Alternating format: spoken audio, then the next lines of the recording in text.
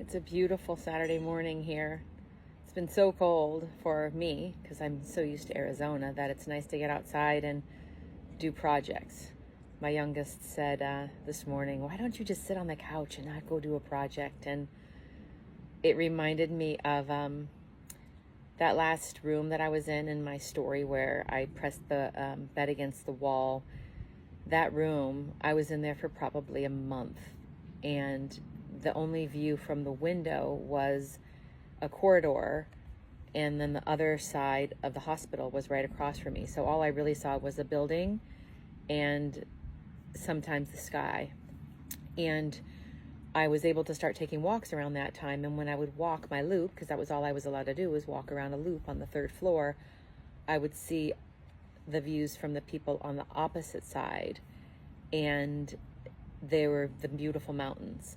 We live in the Valley of the Sun, and it's called that because we're surrounded by the most gorgeous mountain ranges. And I kept thinking, so many of those people had their windows, their shades drawn. Like, why wouldn't you want to see outside? So I had asked my nurses, could I possibly get a different room? Because it felt like I was going to be there for a minute longer. And they pretty much said it's hard to get a room, period. And all the rooms fill up immediately, but they would ask the charge nurse.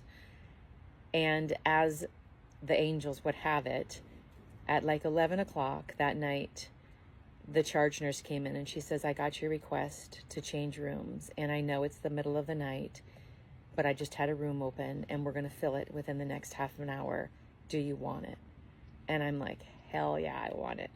So there had to have been 6, 7 nurses that came in my room, and by then I had been living there for quite some time.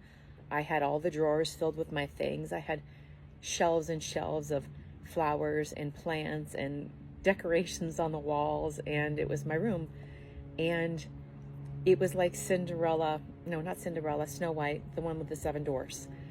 They came in and they packed up my whole room. They threw it on my bed with my body and my IV stand, and they wheeled me through this hospital on this little field trip and brought me to my new room across the way. And I got myself settled.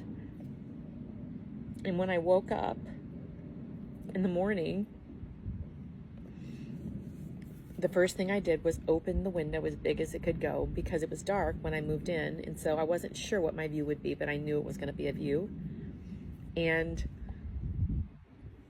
it was nothing but the view of the most amazing mountain range that I ever seen for the first time. Yet I had seen that mountain range 1,000 times because I lived right in that neighborhood, and that changed everything for me.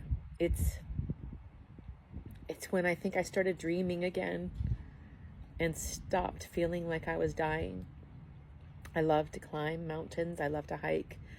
And I would stare at that mountain, and I told my sister when she came to visit, I said, when I get better, I'm going to climb up the side of that mountain and over all the peaks until I reach the end, which was a place called Tom's Thumb, which I had hiked before with my 2 little boys. And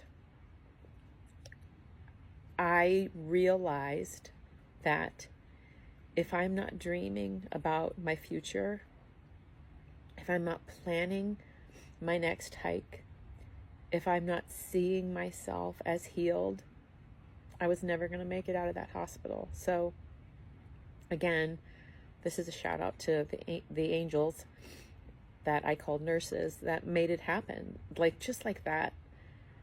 It was a hassle, and they could have left me in that room, but they didn't. And that was a beautiful gift. So I'm outside today because I can. And I'm working on painting a wall today because I can. And it's the most beautiful thing in the world when you start seeing chores, responsibilities, tasks, exercise, eating right as a gift and not something that you have to do. So enjoy your Sunday wherever you are.